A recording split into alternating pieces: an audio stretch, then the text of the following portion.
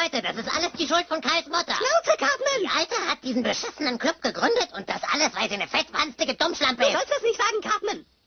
Hör auf damit, Cartman! Ich warne dich! Schon gut, schon gut. Ich hab's satt, dass meine Mom immer... Die macht von Kyle eine Schlampe, weil sie das letzte Teil der Welt wohl ist. Sie ist gar nicht geil, die solle Hexe, weil sie zu Kindern böse ist, wie ihr wisst. Halt dein verficktes Maul, Cartman! Am Montag eine Schlampe, Dienstag eine Schlampe, Mittwoch bis Samstag ebenfalls. Doch am Sonntag schwingt sie die Wampe und mutiert zur Mega-Ober-Schlampe. Kommt schon, ihr kennt doch alle den Text. Als Mutter die Schlampe ist voll kaputt und stinkt wie uralte Kabeljau. Eine Schlampe mit einem roten Duft, eine Schlampe, Schlampe, Schlampenblau. Schlampe, Schlampe, Schlampe, Schlampe, dämlich, dick und fett. Kein Mann, die Schlampe spinnt komplett. Fragt die Kinder dieser Welt, wie denen die Schlampe wohl gefällt.